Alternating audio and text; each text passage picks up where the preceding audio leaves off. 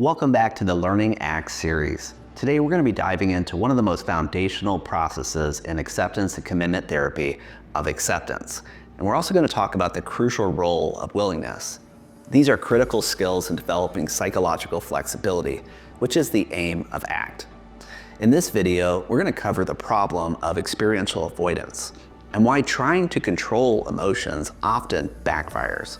We're also going to talk about the solution, acceptance and willingness, and how embracing discomfort leads to greater freedom. And then we'll end with practical applications for teaching and experiential learning, and how therapists can help clients develop a stance of willingness. Be sure to like and subscribe if you're enjoying this series, and don't forget to check out my website, seanhardy.com, for free ACT resources to help apply these concepts in your clinical work.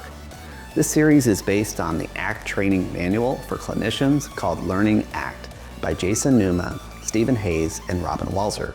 Links are in the description below. To introduce the acceptance process, we first need to understand the problem it addresses of experiential avoidance.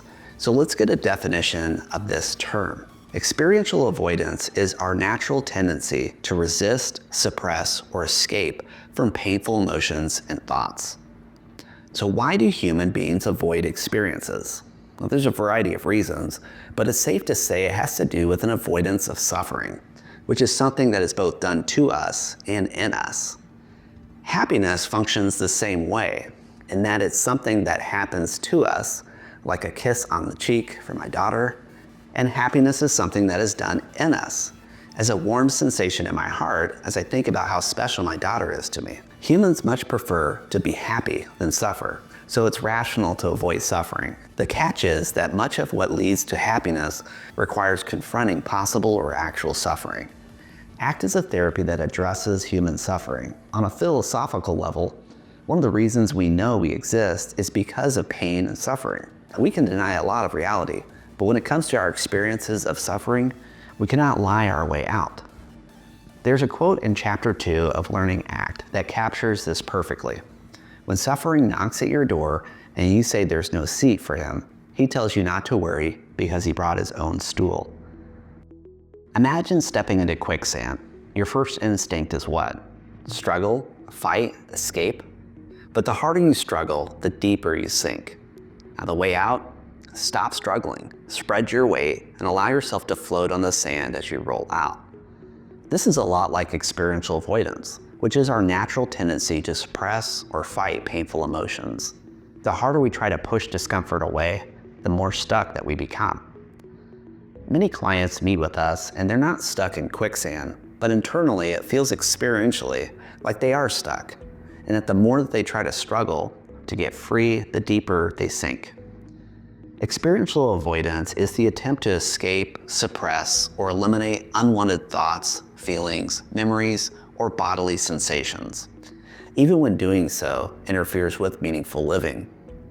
It shows up in a variety of ways, distracting ourselves from anxiety by overworking or scrolling social media, using substances or food to numb stress so feelings are not felt, avoiding relationships to prevent rejection, leading to isolation and loneliness, suppressing painful memories rather than processing them, and failing to put them all together to move past the trauma. These strategies feel like solutions, but in the long run, they narrow our lives and reinforce fear, so we're more afraid and more likely to flee, fight, freeze, or please. This could look like a person with social anxiety, avoiding conversations, reinforcing the belief that social situations are dangerous. This starts as avoidance, but soon other symptoms manifest, such as panic, upset stomach, sweating, or headaches. Then the avoidance becomes about the symptoms. The more that we avoid, the more we train our brains to see discomfort as a threat. Instead of living a full life, we become trapped in a cycle of avoidance. Clients need little convincing of the problem, as this is their world that you're describing, and they know the problem intimately. They will want solutions, and the way to transition to ACT's solution is to describe it as an alternative or something counterintuitive that goes against your instinct to struggle. This is where the ACT therapist can help a client by returning to the quicksand metaphor and saying something like, let's say that you're knee-deep in quicksand and you realize that struggling is only making things worse. Then I come by and I see you suffering here. And I tell you, I know how to help you get out. Just lay flat, then I'll tell you the next step. Would you be willing to follow my instructions? No? Yes? Maybe? Well, if you're like me, you'd probably like to know how getting closer to what could kill me would help me escape. This is how acceptance-based strategies work. They are counterintuitive, but they work in the context of experiential avoidance. If control and avoidance aren't working, what's the alternative? Well, it's willingness and acceptance. Let's start with acceptance. What is acceptance? Acceptance in ACT is not approval. It's an open stance towards emotions, allowing them to be present without needing to change or eliminate them. Think of it like holding a heavy backpack filled with painful experiences. You have two choices: exhaust yourself to try to drop the weight, or carry it while you're still moving toward what matters. Research shows that people who accept their emotions rather than fighting them experience less distress overall than those who attempt to control them. Now, willingness. Willingness is the active choice to show up. Willingness is an active process. It means saying, I don't have to like this, but I can allow it to be here while I do what matters. Instead of avoiding fear, willingness means leaning into discomfort in service of values. This could look like a client with performance anxiety giving a presentation anyways because their work is important to them. This is psychological flexibility in action, being able to feel discomfort while still choosing meaningful actions. So how do we help clients shift from avoidance to willingness? One of the most effective ways is through metaphors that make concepts concrete. Clients often struggle with the idea of willingness because their instinct is to fight discomfort, not allow it. This is where the annoying neighbor metaphor can help. Imagine you've just bought a new house and decide to host an open house. You post invitations all over the neighborhood. All are welcome. Everything is going great. Guests are arriving, people are laughing, and the party is in full swing. Then there's a knock at the door. You open it, and it's Edna. Edna is your most annoying neighbor. She has terrible manners, interrupts conversations, and makes obnoxious noises, even chews with her mouth open. You try to shut the door, but Edna sticks her foot in and says, your sign says all are welcome. So you let her in, but insists that she stay in the kitchen away from the guests. But guess what? Every time you turn around, Edna's right behind you. You keep pushing her back, but she won't stay put. Let's look at what this conversation would look like in therapy.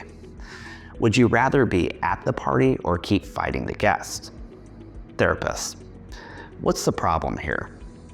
Client: I'm spending the whole party keeping Edna in the kitchen.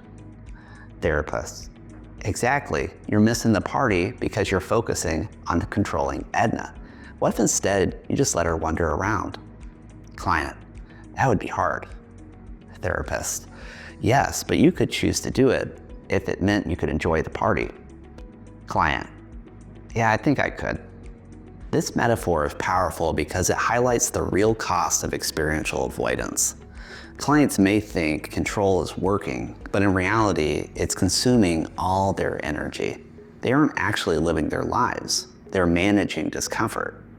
When we avoid emotions, we stay stuck in a constant battle, just like staying in the kitchen fighting Edna instead of enjoying the party. As therapists, we want to help clients recognize that their energy could be better spent showing up to life rather than trying to control their emotions. Instead of avoiding pain, they can choose to engage in meaningful experiences. Instead of suppressing thoughts, they can let them exist while taking action. Instead of waiting for emotions to disappear, they can move forward despite them. In ACT, our job as therapists isn't to convince clients to be willing. It's to help them notice the cost of avoidance and empower them to choose how they show up. Link willingness to values. Clients need to see why it's worth allowing discomfort rather than trying to eliminate it. Acknowledge the challenge. Willingness isn't about feeling good. It's about acting in alignment with what matters. Encourage choice. Ask, if you didn't have to fight this, what would you do differently?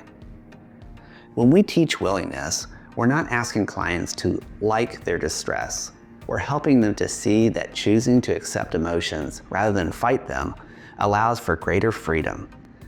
Avoidance keeps clients trapped in a fight that they can't win.